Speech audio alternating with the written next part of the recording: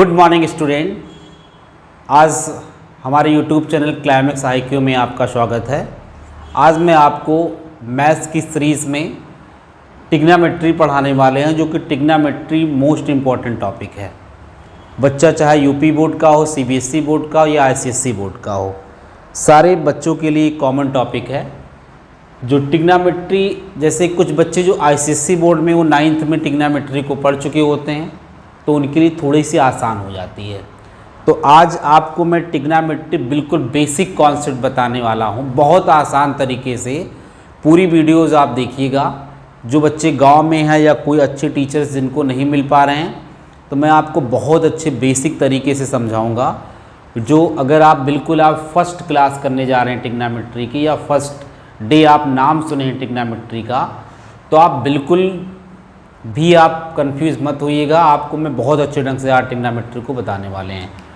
तो सबसे पहले आप समझिए, ट्रिग्नोमेट्री जो है ये ग्रीक वर्ड से डिराइव किया गया है। ट्रिग्नोमेट्री जो शब्द है ग्रीक वर्ड से लिया गया है। ट्रिग्नोमेट्री में जो आपका ये ट्रिग्नोमेट्री, ट्राई का मतलब 3, गॉन का मतलब साइड, और मेट्रॉन का मतलब होता है मेज़र करना। मतलब trigonometry is the study of relationship between sides and angle of A triangle. मतलब जो ट्रिग्नोमेट्री है ये हमारे एंगल और साइड के बीच में एक रिलेशंस को स्थापित करता है। मतलब साइड और एंगल के बारे में बताता है। जो बेसिकली ट्रिग्नोमेट्री यूक्लिड जी ने इसका इन्वेंशन किया था। तो ये जो है आपको जो ट्रिग्नोमेट्री है, ये आप इसके बारे में पढ़ेंगे, एंगल और साइड के बारे में पढ़ेंगे। एंगल और साइड के बारे में एक रिलेशन को स्थापित करता है। तो आप ध्यान समझिएगा, मैंने कहा कि ये ट्रिग्नोमेट्री ग्रीक वर्ड से लिया गया है। इसमें 3 आपके शब्द से बना है, आपका ट्राई, गॉन और मेट्री। ट्राई मतलब होता है 3, गॉन मतलब होता है साइड, और मेट्रॉन मतलब होता है मेजर। तो शुरुआत करते हैं बहुत आसान तरीके से, बिल्कुल बेसिक तरीके से। आप कंफ्यूज मत होइए। मैथ्स को बहुत कहा गया कि सबसे इजी सब्जेक्ट जो होती है मैथमेटिक्स होती है। मैथ्स एक गेम की तरह है, अगर आपके समझ में आ गया तो इससे आसान कोई सब्जेक्ट है ही नहीं है। तो आज आपको इसी में आसान बनाने जा रहे हैं ट्रिग्नोमेट्री को। कैसे, देखिएगा। जैसे मैंने एक ट्रायंगल बनाया, राइट एंगल ट्रायंगल में जिसका एक एंगल 90 डिग्री होता है। मैंने इसमें नाम डाल दिया कि यह है A, B और C। अब जब कोई राइट एंगल ट्रायंगल होता है तो उसके सामने जो होती है, इसे कहते हैं हाइपोटेन्यूज कहते हैं, जिसको हिंदी में कहते हैं कर्ण। ठीक। और ये होता है आपका परपेंडिकुलर। देखिए, परपेंडिकुलर और बेस तो कोई भी हो सकता है। जरूरी नहीं कि अगर ये एंगल हम लेंगे तो परपेंडिकुलर ये हो जाएगा, अगर इस एंगल को लेते हैं तो परपेंडिकुलर ये हो जाता है। तो अब ध्यान समझिएगा, ये आपका हाइपोटेन्यूज तो फिक्स होता है। 90 डिग्री के सामने जो साइड होगी वो हाइपोटेन्यूज होगी। तो बाकी अगर आप इस एंगल को लेते हैं यहाँ पे, तो आपका जो परपेंडिकुलर होगा ये साइड होगी और बेस ये हो जाएगा। अगर आप यहाँ पे एंगल लेते हैं तो परपेंडिकुलर आपका ये हो जाएगा और साइड ये हो जाएगी। तो चलिए एक बार हम मानते हैं कि सपोज दैट ये हमारा थीटा है। तो इस केस में परपेंडिकुलर ये होगा, परपेंडिकुलर इसको हम P से रिप्रेजेंट करते हैं, और ये हो जाएगा आपका बेस, इसको हम B से रिप्रेजेंट करेंगे।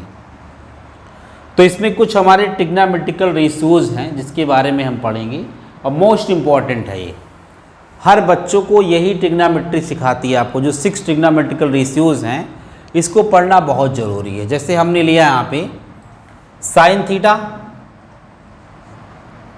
तो साइन थीटा का फार्मूला होता है परपेंडिकुलर अपॉन हाइपोटेन्यूज, मतलब लंब बटे कर्ण जिसे कहते हैं। मतलब परपेंडिकुलर अपॉन हाइपोटेन्यूज, तो ये हो जाएगा लंब बटे कर्ण, भी बोल अल्फा लंब और के फार कर्ण होता है। लंब बटे कर्ण हो जाएगा।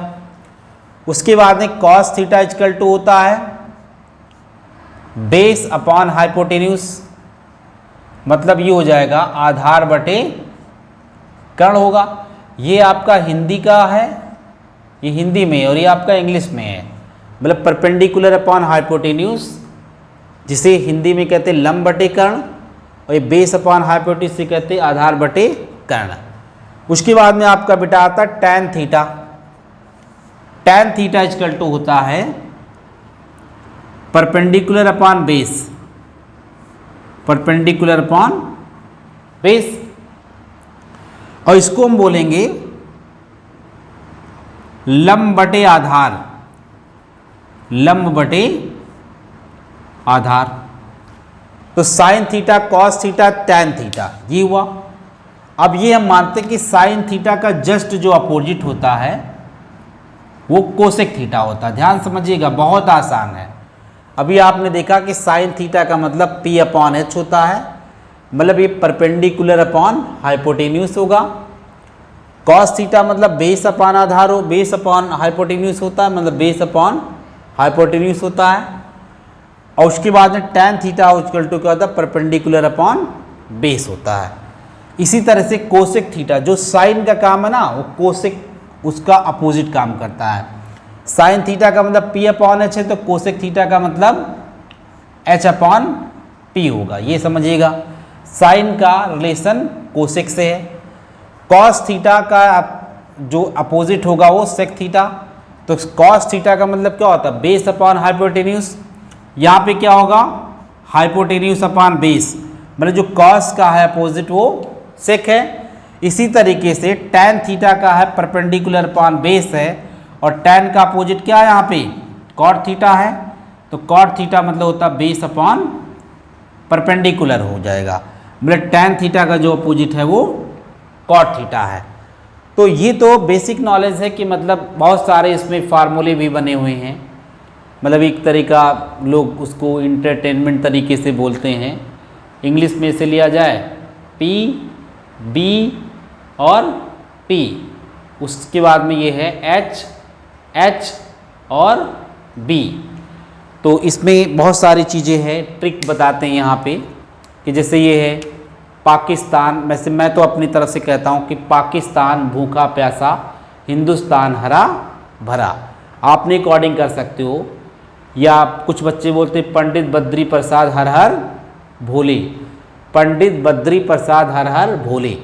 तो ये मतलब ये याद करने का एक ट्रिक है, लेकिन मैं तो आपको सजेस्ट दूंगा ऐसे आप सीधे सीधे लर्न कर सकते हो कि साइन थीटा का मतलब P अपॉन H होता है, कोसेक थीटा का मतलब H अपॉन P होता है, कॉस थीटा का मतलब B अपॉन H होता है, तो सेक थीटा का मतलब H अपॉन B होगा। सॉरी यहाँ पे गलती होगी, H अपॉन B होगा, ये हो जाएगा H upon B। Tan theta का मतलब P अपॉन B है, तो कॉट थीटा का मतलब B अपॉन P होगा। तो ये आप इस तरीके से इस फॉर्मूले को आप लर्न कर सकते हो आसानी से कि हाँ इस तरह से, मतलब ये आपका 6 ट्रिग्नोमेट्रिकल रेशियोज आपको बिल्कुल आने चाहिए। फिर उसके बाद में आप जैसे यहाँ पे परपेंडिकुलर और बेस में जो कन्फ्यूजन होता है उसके बारे में हम आपको समझाते हैं।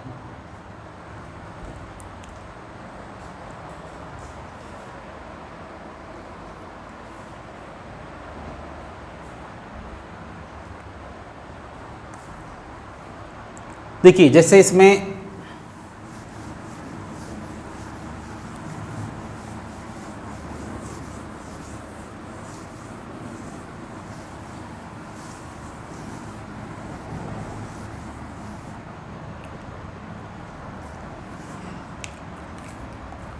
यहाँ पे एक ट्रायंगल हमने बनाया,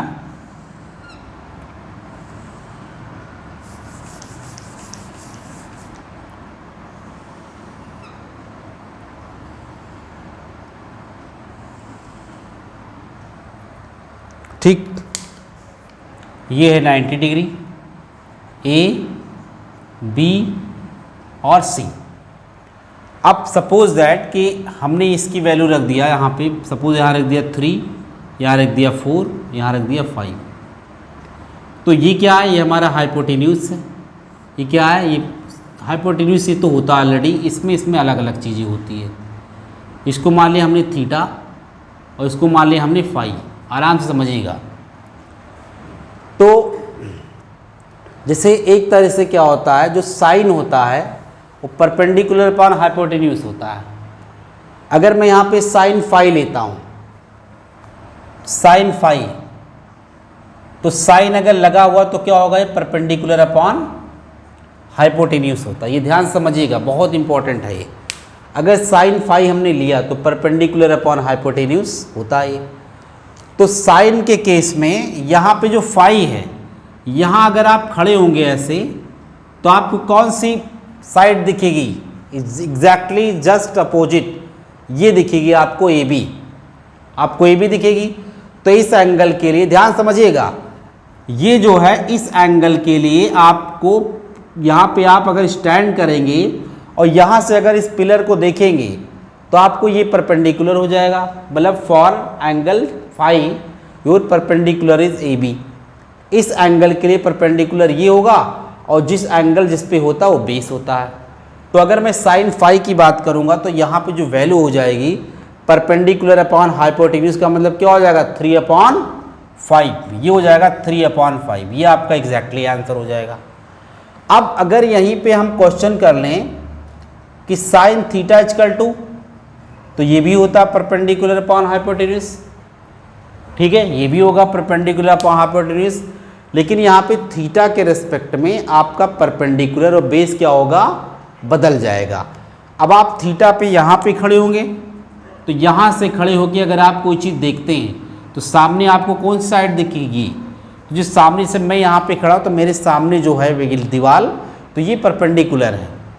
ठीक, तो आपके ये इसके सामने अगर ये साइड है तो ये परपेंडिकुलर हुआ और ये हाइपोटेन्यूज चेंज नहीं होता है। किसी भी ट्रायंगल में एक ही राइट एंगल होता है और उस राइट एंगल मीन्स 90 डिग्री के सामने हाइपोटेन्यूज होता है।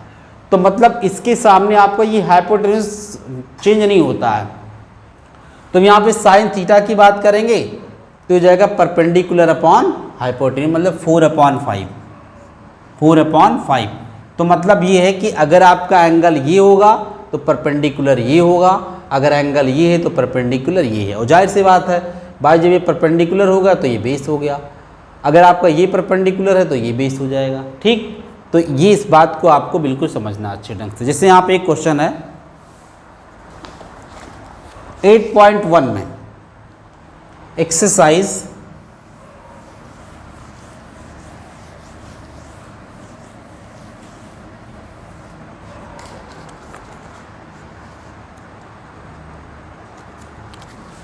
या एग्जाम्पल नंबर 1, एग्जाम्पल नंबर 1 जो है एनसीईआरटी का क्वेश्चन है।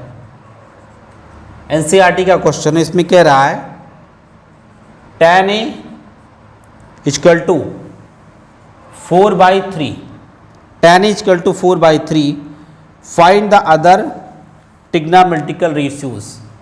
Find the other trigonometrical ratios का मतलब होता है कि आपके 6 ट्रिग्नोमेट्रिकल रेशियोज होते हैं।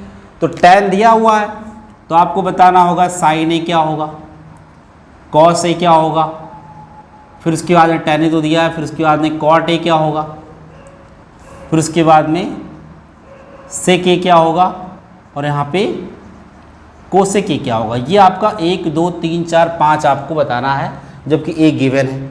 तो ऐसे आप लिखिए, यहाँ पे लिखा हुआ है tan A, ध्यान समझिएगा, लिखा है tan A = 4/5। तो tan A क्या होता है, परपेंडिकुलर अपॉन बेस होता है, परपेंडिकुलर अपॉन बेस होता है।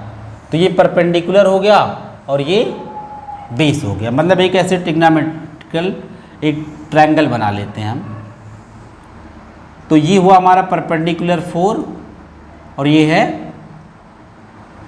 बेस 5 है।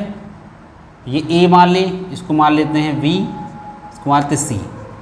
तो tan A = perpendicular upon base से फार्मूला होता है। तो इसको पाइथागोरस थ्योरम से अगर हम सॉल्व करते हैं तो ये जो निकालेंगे हम, मतलब इसको मान लीजिए कि h है, तो h = क्या होगा, √4 का स्क्वायर प्लस 5 का स्क्वायर। तो h = हो जाएगा 4 4 जा 16 और 5 का 25, तो हाइपोटेन्यूज जो हो जाएगी √41 हो जाएगा। तो ये आपकी हाइपोटेन्यूज भी आ गई, √41 आ गया ये। ठीक, तो अब यहाँ पे अगर हम क्वेश्चन करेंगे, सॉल्व करेंगे, तो ये क्या है, साइन इक्वल टू क्या होता है, परपेंडिकुलर अपॉन हाइपोटेन्यूज। तो परपेंडिकुलर कितना है, 4 है, और हाइपोटेन्यूज कितना है, √41 है। तो ये आपका आंसर हो गया पहला। फिर कॉस से क्या होता है भाई, कॉस से जो होगा आपका बेस अपॉन हाइपोटेन्यूज होता है, तो इससे बेस कितना है, 5 है, तो 5 अपॉन √41 होता है। अब देखिए ध्यान से, ये कॉट ए जो होता है ना, कॉट ए, जो कॉट ए होता है वो tan ए का अपोजिट होता है। तो tan ए कितना है, 4/5 है, तो ये हो जाएगा 5/4। ध्यान समझिएगा, अगर आपका tan ए है तो tan ए का जस्ट अपोजिट होता है cot ए। अगर tan ए 4/5 है तो cot ए क्या हो जाएगा, 5/4। उसके बाद में ये sec ए जो है, तो sec ए जो होता है cos ए का जस्ट अपोजिट होता है। जैसे cos A equal to b/h है, तो sec ए का मतलब क्या होगा, h/b। तो h/b मतलब ये ऊपर जाएगा √41 और b आपका नीचे आएगा। मतलब cos ए का जस्ट अपोजिट होता है आपका sec ए। अब sin ए का अपोजिट क्या होगा, cosec ए। तो cosec ए निकालेंगे हम, तो cosec ए हो जाएगा हाइपोटेन्यूज अपॉन परपेंडिकुलर। यहाँ पे क्या था, परपेंडिकुलर अपॉन हाइपोटेन्यूज था, 4/√41, तो हो जाएगा √41/4, ये हो जाएगा। तो साइन का अपोजिट कोसेक, कॉस का अपोजिट सेक और tan का अपोजिट कॉट हो जाएगा। तो इस तरीके से आपको सारे ट्रिग्नोमेट्रिकल रेशियोज के बारे में ये नॉलेज होना बहुत ज़रूरी है। तो अभी अब नेक्स्ट वीडियोज़ में आपको पूरा 8.1 और उससे रिलेटेड सारे क्वेश्चंस मैं करवाऊँगा। आप हमारे चैनल क्लाइमेक्स IQ को सब्सक्राइब कीजिए और शेयर कीजिए, और ये सारी वीडियोज़ बिल्कुल फ्री होगा। अब बेसिक से बेसिक चीज़ बताई जाएगी बेटा, लाइक और कमेंट कीजिए।